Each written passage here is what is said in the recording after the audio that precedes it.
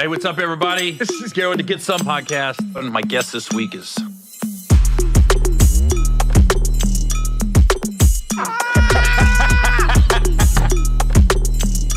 This motherfucker Gary.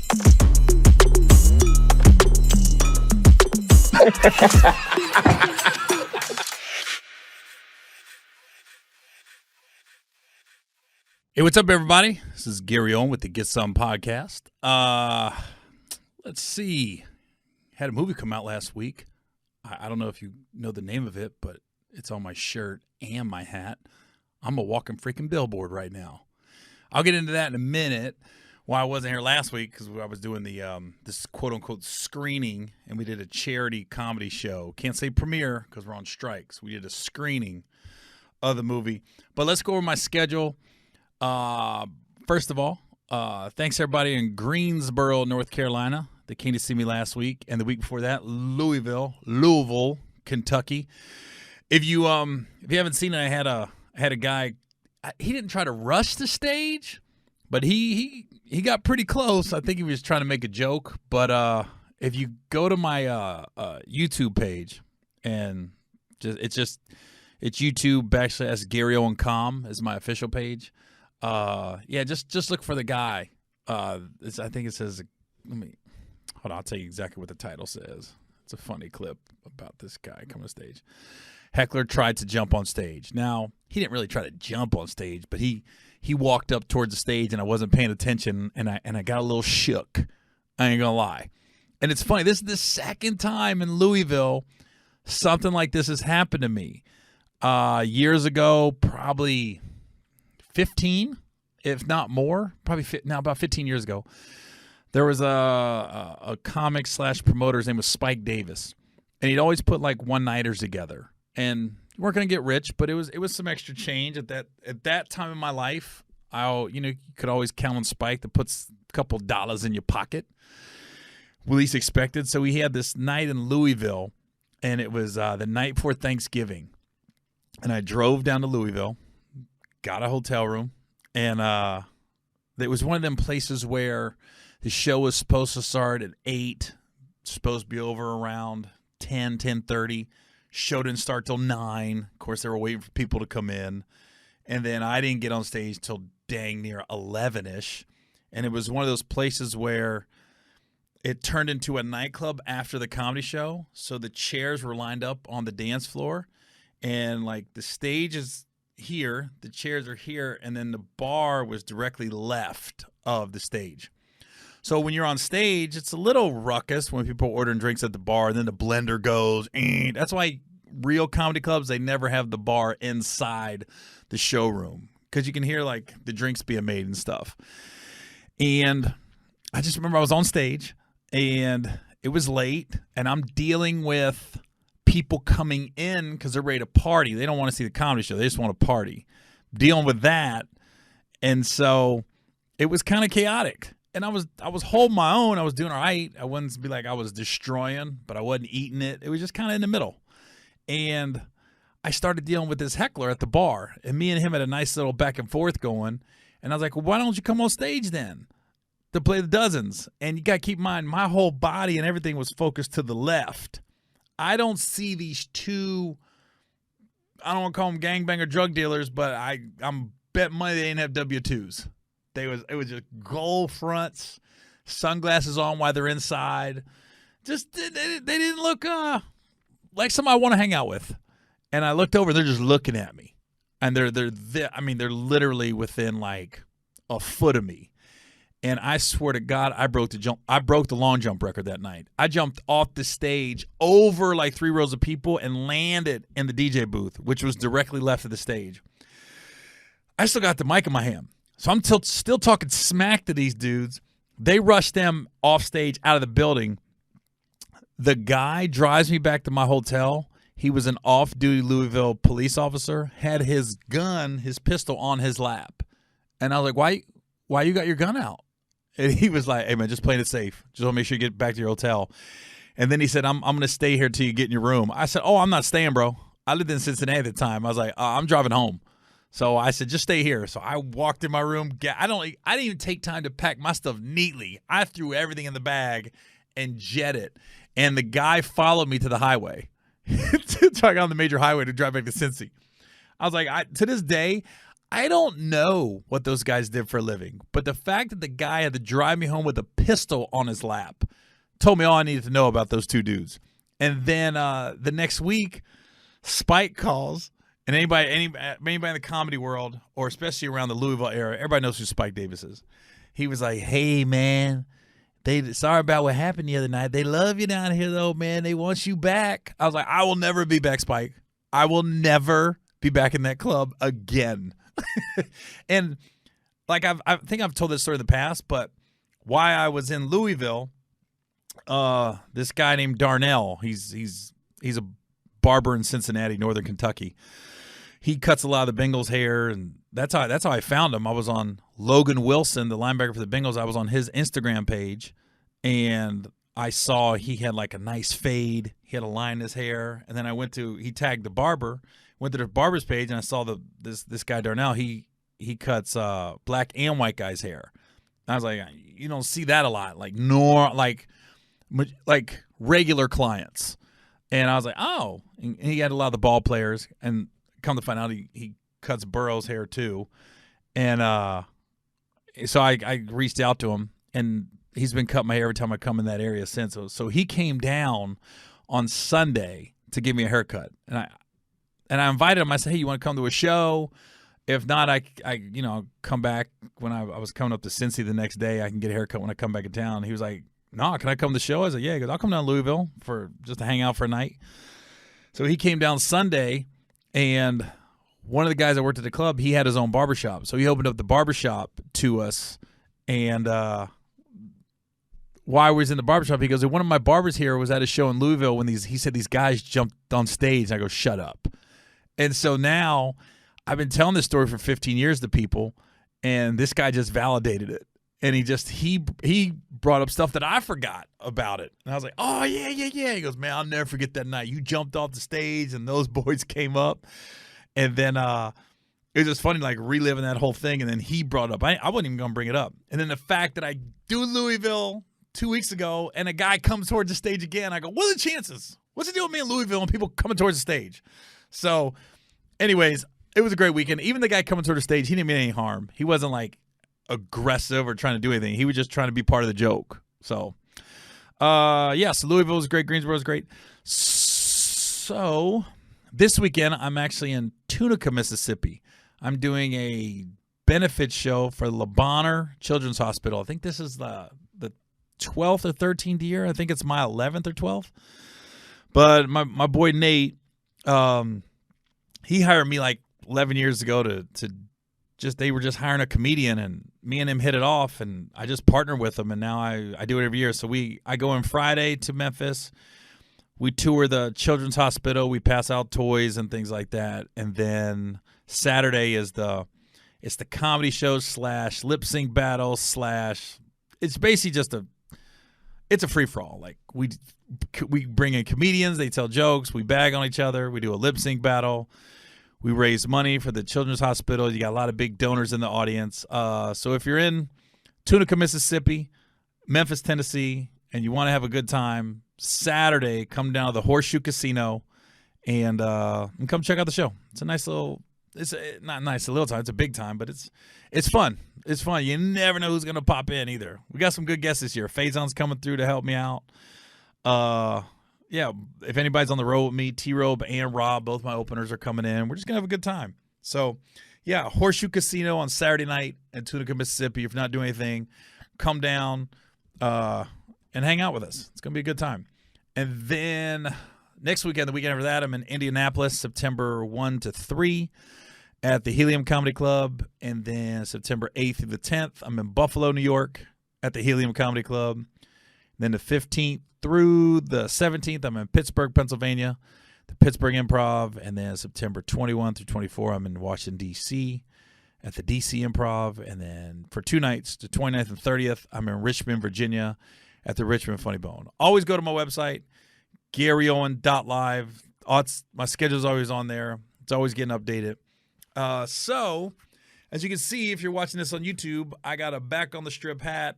I got a Back on the Strip shirt. Other side. Back on the Strip shirt.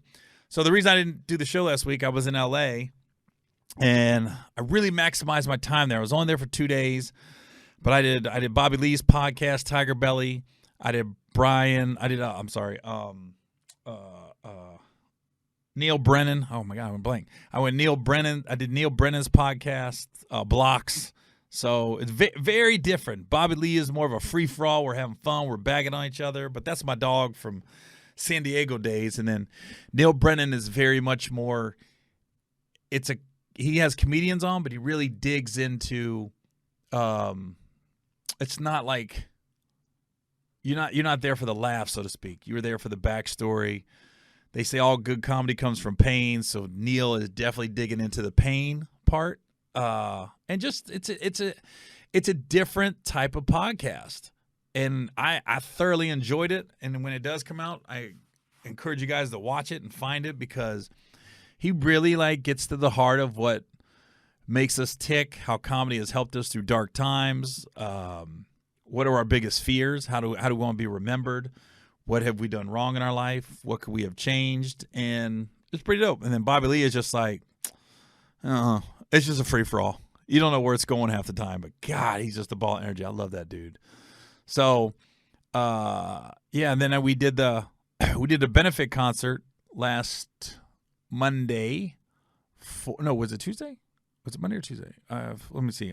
Tuesday. Last Tuesday at the Laugh Factory, we had the cast of this movie Back on the Strip. We had Faison, Bill Bellamy, Tiffany Haddish, myself, Chris Spencer, Ruben Paul hosted, and that place was so packed, and all the money was going towards any struggling actors out there, because we are on strike. All the money was going towards them, just to help. So it was cool to give back, so to speak. But here's the crazy part about the whole evening. So my manager comes, she flies in, Lisa, and then one of my agents at CAA came, and he's one of the bigger stand-up agents at the company. And so a lot of times when you get the quote-unquote heavy hitter agents, you can get them on the phone every now and then, but to have one-on-one time to talk to them outside of working hours, you don't get that a lot of times. So you really try to maximize those moments. Not to say you're pitching work and stuff, but you're building a rapport, you're back on their brain, and I think it gets the juices flowing. It gets your agent excited about you. And as a comedian, you're reinforced, I'm so glad I'm with this agency. I'm so glad this guy's on my team. Or can go the other way, it's time to move on. So one of my agents was there, and he came out, and after I get off stage, if anybody's been to Laugh Factory, you go upstairs, and that's where the comics usually hang out.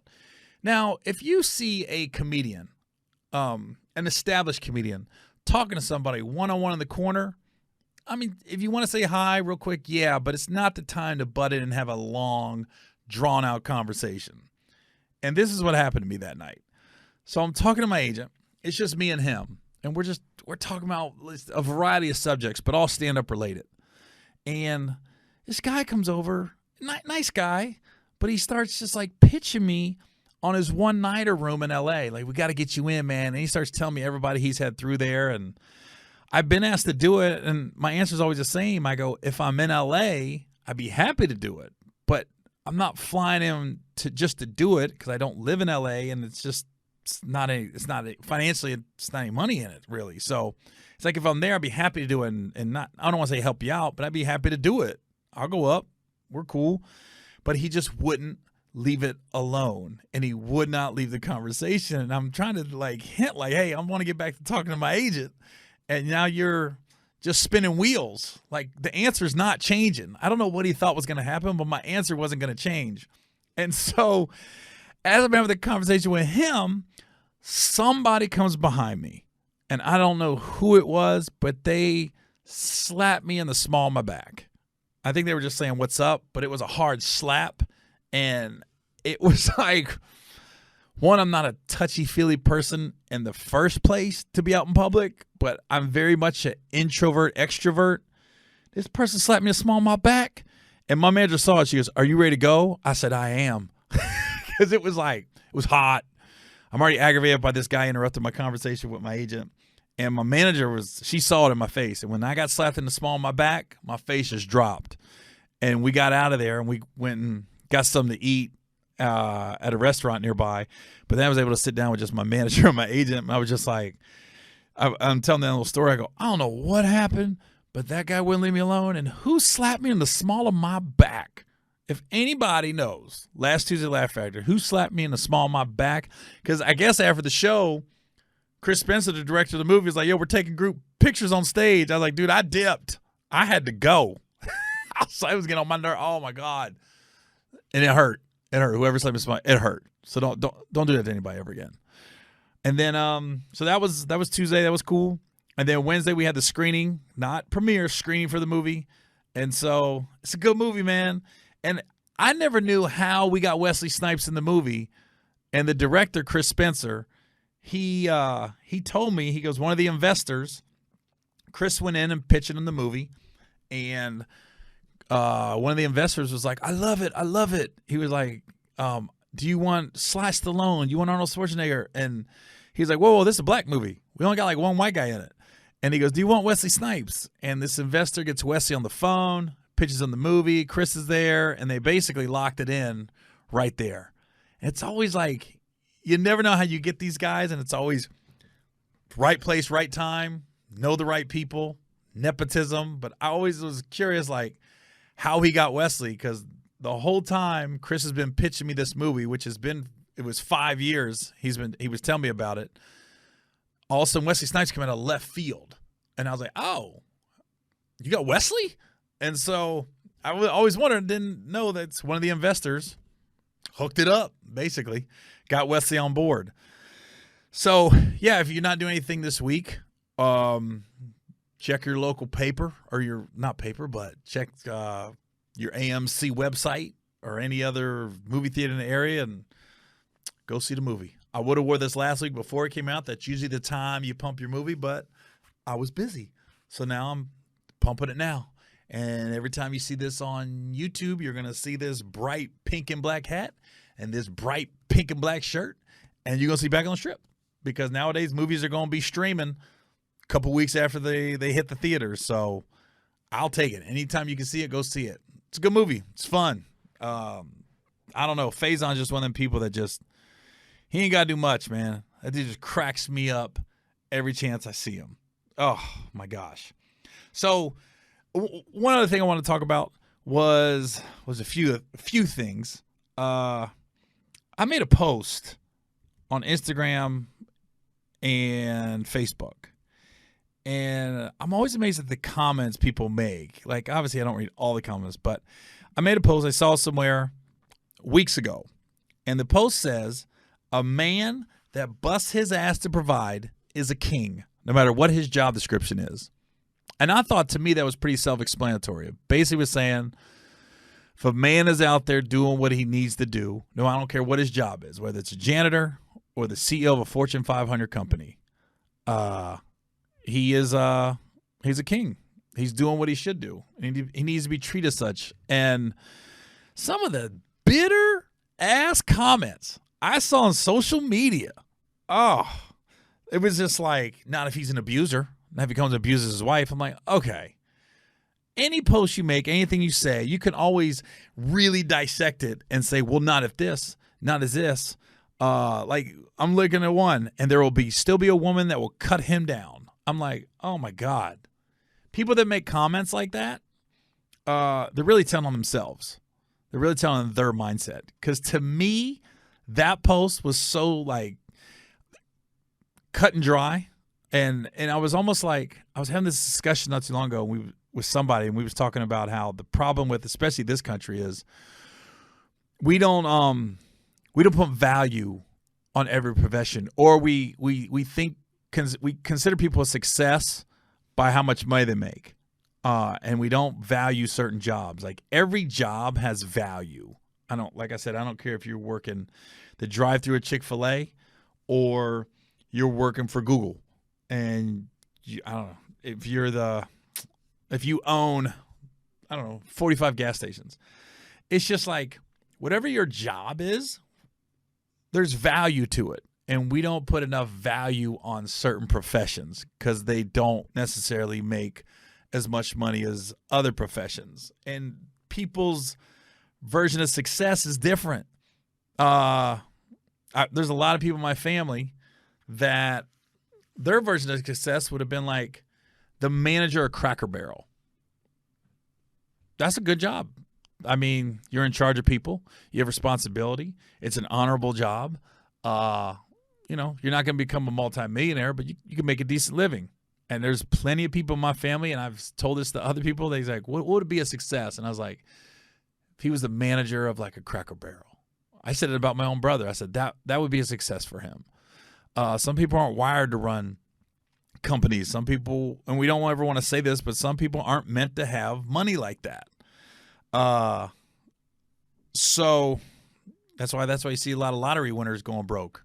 They'll come into all this money, but they deep down they weren't supposed to have money. That's why they mess it up and they don't save it and do what's right by it. There are some people trial and error. I'm one of them. Came into some money, didn't handle it right, but luckily I'm in a career where there's longevity. You can continue to make money and figure it out. So now I got to figure it out. I think I do, hopefully. I just thought, man, that simple post got more comments and more discussions, and some of them were just, ugh. I was like, that's how you took that post? Like this one, unless he's a dope boy destroying lives and families. I'm like, oh my God, dude. Women work hard too. I'm like, oh God, here we go with the man-woman thing. I go, it was just a simple post about appreciating a hardworking man, basically, is what it comes down to. That's all it was. But like some person said, I can't. Some person even said the comments are flooded with a lot of unless and etc. Like it's like, yeah, unless this happens, yeah, that's anything. So it's just funny how they just twist and turn things all the time. It reminds me of people that they look at sports figures and they sign a big contract and they go, they miss a tackle or miss a shot. And they're like, man, they're paying him $5 million a year. I wish they would pay me that. I go, they wouldn't though, because you suck. That's why you'll never make that, because you suck. You can't do what they do. So, yeah. And speaking of money, I was reading up on the Britney Spears divorce, and I don't even need to read into that. They were married 14 months, and he's going after spousal support. That's all I need to know about him. That's all I need to know what really this was about. If you have no kids with each other, you're married 14 months. Yeah, you don't get nothing. That's it. You got to enjoy the 14 months of being Britney Spears' husband, and that's over with. So here we go, grown man, go get a job and handle your business, because there's nothing that she could have did or nothing you could have did in that 14 months that validates you getting anything from her at all. It's not like, okay, we can go to my divorce. We were together, married 17 years. So yeah, she's entitled to some spousal support, and whatever that amount, I'm sure she thinks I'm paying too little. I think I'm paying too much. And that's just human nature. I'm not mad about it. That's what it is. But yeah, she does. And if she made way more money than me, I don't know if I would be going after money because I'm a man. But I get it. I'm not bitter about it. But if you're only with somebody 14 months, I mean, what do you really deserve? And you don't have any kids together? I'm like, what? Even if you did. The child support alone, if you had custody of kids, is enough. But, I mean, that says a lot about that guy as a man. Like, I would never want to hang out with that dude. I don't want to meet that dude. I'm not even going to say his name on the podcast because he doesn't deserve it. Like, come on, dude, man up. Yeah, you weren't, like, it's almost like the Allen Iverson thing. You weren't there in the gym when she was practicing. You weren't shooting jumpers in the gym.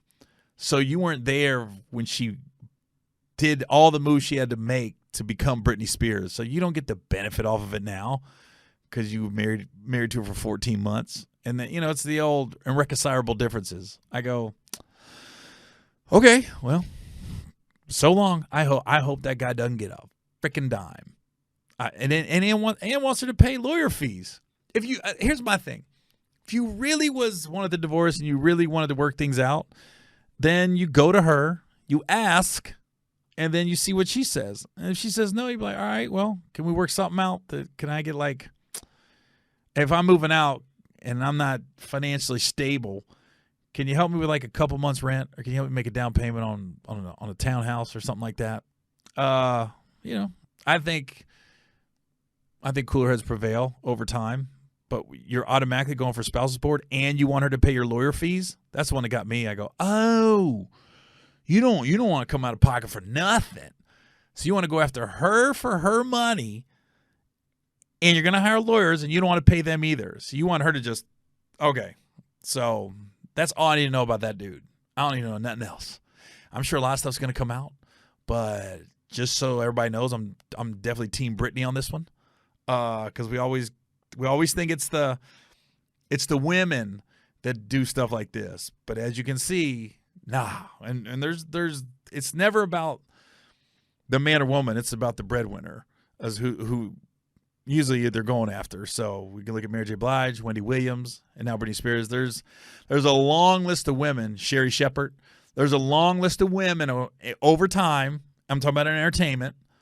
That the husband just was like, well, Sherry and Britney, their husbands wasn't with them that long to be going after the amount of money, I'm sure, especially Sherry's husband and now I'm sure Britney's husband, to validate what they're trying to get. Now, if you want to say we're together 14 months, can I get $1,000 a month for the next 14 months? All right, we can work something out. But I'm sure that's not what the case is. And then when you start saying lawyer fees too, I go, oh, you don't want to come out of pocket for nothing. Got it. That's all I need to know about you, bro. We're done here. I don't need to. So it's not always just gold-digging women. So it's the men, too. They're out there. They're opportunists. Trust. So it's going to be a twofold with my movie review and the biggest thing I did last week. Now, everybody knows I'm a diehard Bengals fan, and the season's coming quick. And this past week, Zach Taylor, best coach in the NFL, by the way, brings me in to quote-unquote roast the team. Roast less comedy show. And I've done these before, and this time was different. I always ask no cameras, no press. I just wanted to be closed doors so I can say whatever I want, and the guys can laugh at whatever they want, and there's no repercussions. Nobody's like saying that was inappropriate, that was politically incorrect. I just wanted to be like a locker room feel. And so what we did was they thought they were going to come in for their 6 o'clock meeting, and then me and my opener T-Robe, he went up first, and then I came up. And I feel somewhat guilty because this was the shortest I've ever done as far as a roast. I think the whole thing lasted about 15 minutes. You never want to be too long because the guys are ready to get out of there. It's towards the end of the day. And you don't want to drag. And you don't want to go up there and do 30 to 45 minutes and really only 10 to 15 was good. You was just talking to talk. You want to hit them, rapid fire, dismount, peace. So we're there, and T-Row did probably 2 or 3 minutes. He didn't do that long. And then I probably did, I think the whole thing was about 15 minutes. So I probably did 10 to 12. And all fire, all good. But I had some stuff lined up in my brain. Like I had some stuff on Mike Hilton. I had some stuff on Logan Wilson, a couple other guys, and it just I'm in there. I'm doing my thing, right? And I don't know what happened, but I don't know if people think when people pass away they talk to you, but in this instance, this was not planned. I'm up there. I'm telling the team. I'm bagging on a couple guys. I got on Evan McPherson a little bit. Got on Zach Taylor a little bit, and then told a couple jokes about how I would run a team here and there. And then all of a sudden, I just said, "Hey, I know you guys get encapsulated a lot of times during the season and during training camp. It's like you're at practice all day, you're on film, and then you go home get something to eat. If you have a family, spend time with your family. Couple hours to decompress, and then it's Groundhog Day pretty much. And I said, I don't think you guys realize what you mean to a city and people in general. And I told the story about my brother passing away. And when my brother passed away a few years ago, well, God, it's probably been 8 years now. Man, it's been 8 years. That's crazy. So I remember when he passed, he was in the casket, and we're getting ready to close the casket. And something wasn't right about him. We kept looking at him. And my brother never wore a suit, so we had him in blue jeans, and we had him in a button-down shirt. And even then, he never wore a button-down. He was a T-shirt guy. But something wasn't right. So we ran the car. He always had a Bengals hat. My brother had a receding hairline. And so he always wore a hat last couple years of his life. And we went and got this Bengals hat that he always wore, and we put it on his head, and that's when we closed the casket. And I was like, so my brother was buried with a Bengals hat on. And I was telling him that. And I said, and on top of that, and this is a true story, every time my brother would overdose, and I think he probably overdosed 4 times that I know of before he eventually passed away. But every time he would overdose, my mom would call, and I'd drive up or fly in town a couple days later, and me and him would sit on this park bench in Oxford, Ohio. If anybody's been to Oxford, there's a park right in the middle of uptown. And we don't call it downtown. We call it uptown because Oxford sits on a hill. And we sit on this bench, and we would just talk. And every time I talked to my brother, I knew it wasn't him. It was a version of him. But, you know, I'd always ask him. I wouldn't try to beat him up about the addiction, about the heroin and everything. I'd always ask other questions and then eventually get around to it. But I was telling the guys, I go, you know, every time I would talk to him, I wouldn't have him necessarily until I brought up football. And in particular, Cincinnati Bengals football. And then if I could bring that up, I go, I had him. I had my brother back for a few minutes. It wasn't a heroin addict talking to somebody. It was just 2 brothers sitting down talking football. And in particular, Bengals football. And I was just like, so that's what you guys mean to people. I go, and I'm just one story of 2 brothers talking. I'm sure you can find a father-son, a grandparent, father-daughter. I mean, I'm just one, but I just try to tell them, like, that's what you mean to people. And I go, and I know you guys weren't a part of those teams when he was alive, but you're a part of this team. So you're doing that for somebody out there right now. And I said, so I just want to tell you thank you because that's what you mean, and especially when you're winning. You mean so much to the city and the people in the city. And then I just kind of said, all right, well, that's it. I was like, where do you go? You can't go from that to go back to telling jokes and bagging on people. So it was weird because I didn't plan on it, and it just kind of happened, and then it was over. So I kind of feel bad that I ended it a little earlier when I thought. I thought I would do like 20 minutes, and I probably did 10 to 12, I think. Which it was still a hot 10 or 12, but it was just like, and then so now we're done. And, you know, I said hi to a couple guys, and I remember I was kind of beating myself up afterwards. We was at dinner, and I kept asking T-Row, my opener, I go, that was all right, man. I felt bad. I went short, man, because Zach brought me in. He was like, no, man, it was fire. And he was like, dude, that was you, that you opened up yourself to these guys. And I go, yeah. But he hired me for a roast, and I turned it into like, kind of like a heartfelt moment. But I really think it was like, if you believe in life after death, the only thing I can come up with is it was my brother somehow getting in my brain and talking to me and telling me, hey, tell him thank you, man. Tell him thank you. And that's the only thing I can come up with. Because it was just like, it was so, and man, there was like years I couldn't bring my brother up because I've spoken at addiction rallies and stuff like that. And man, as soon as I bring him up, I would start tearing up and getting choked up and everything. And this is the first time I was able to get through it without getting choked up. Like, it was just me telling the story, and then it was over with. And I remember the whole time, even when I brought up my brother, then my brain was going, hey, you doing this? Are you really doing this right now, Gary? And I remember it was like I was almost talking to myself. I go, oh, we doing it. Oh, we going there. So the only thing I looking back, the only thing I feel bad about was I didn't go as long as I feel like I should have for Zach doing what he did and bringing me in like that.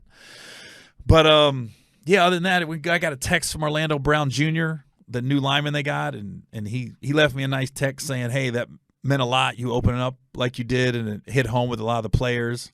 So that was cool. But the coolest part, though, I'm on the way out, right?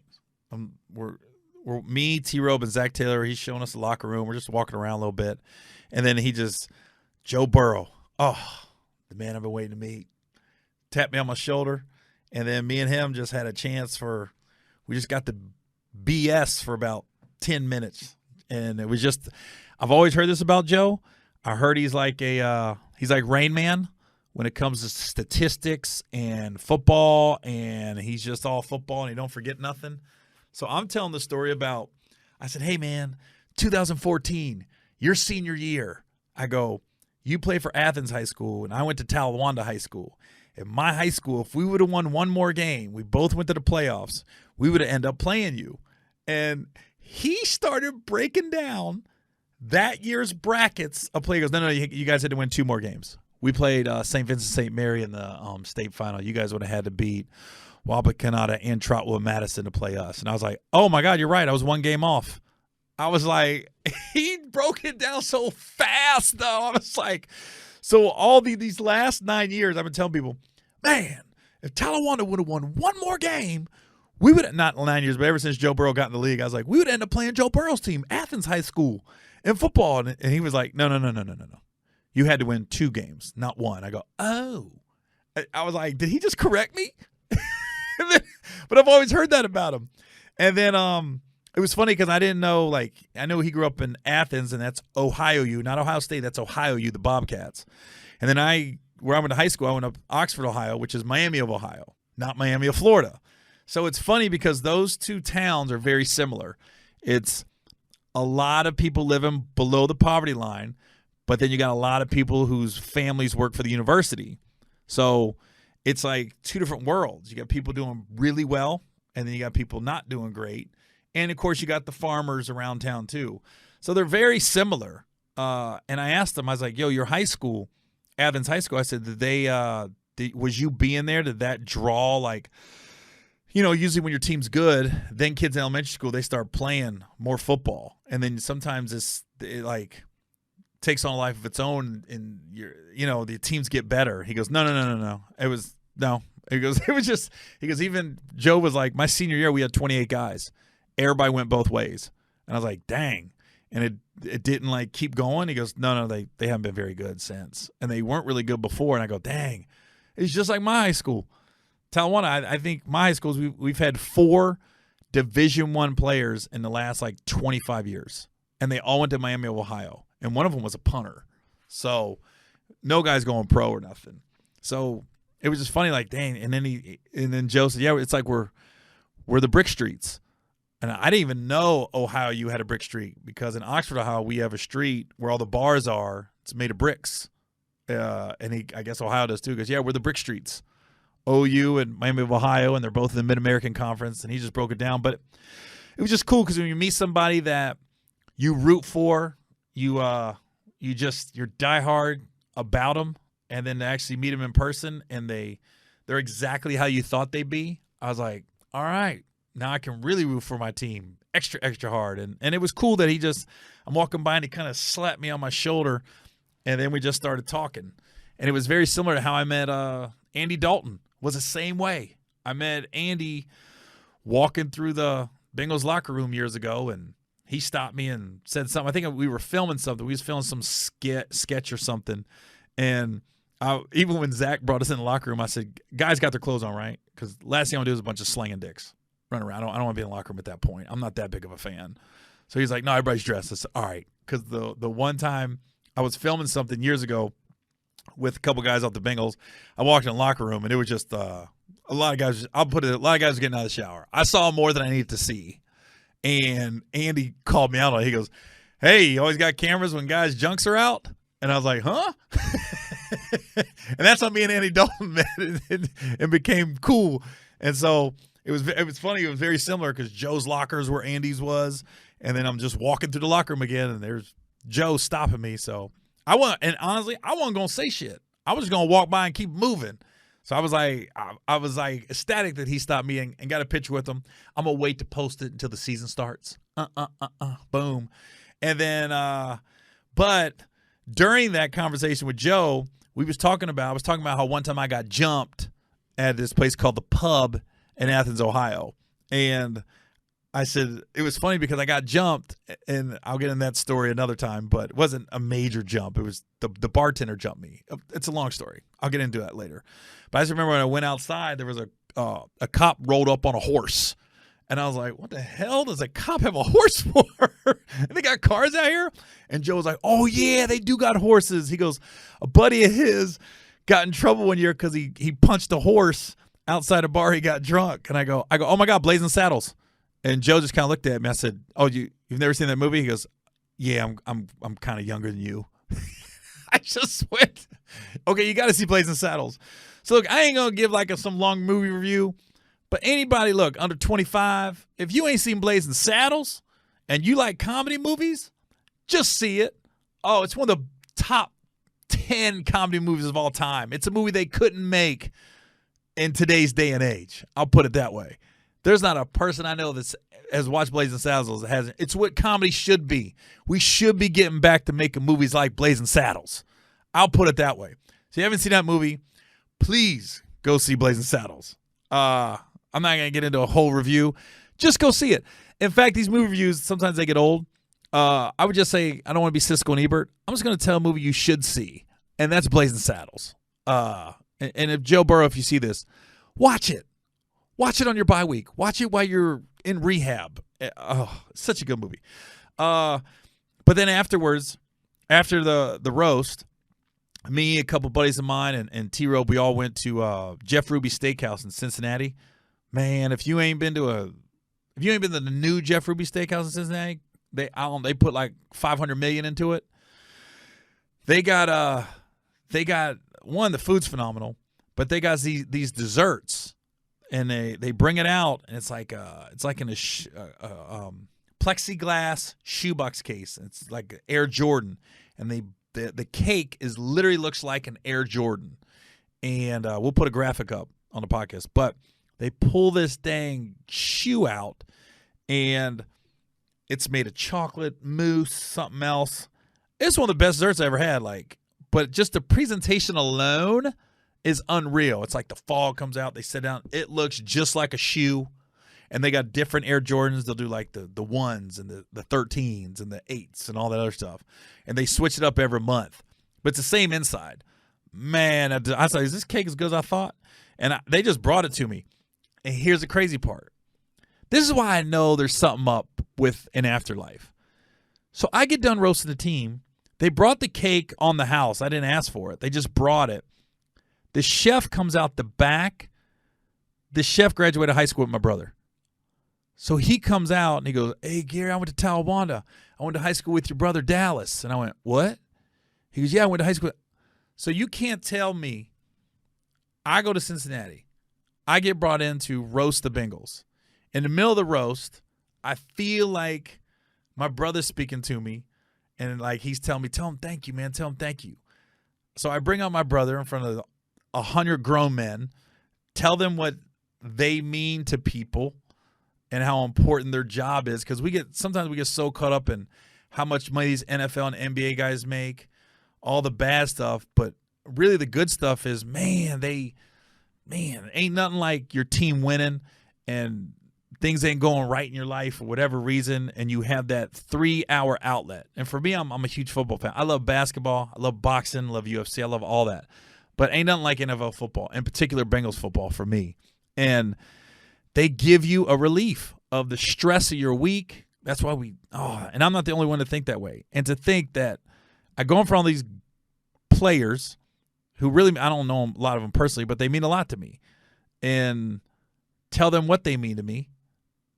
And then I go out to eat afterwards, and the freaking chef sends me a dessert, and then he says, yeah, I know your brother. I was like, what are the chances? You can't tell me that is just coincidence. You can't tell me that. It's almost like my brother brought the dessert. I like, hey, this is from me to you. for you told the Bengals what I asked you to tell them. This dessert's on me. Unbelievable. Like, you can't tell me that's just like a coincidence. You just can't tell me. It's just mind-boggling when you really think about it, those circumstances. But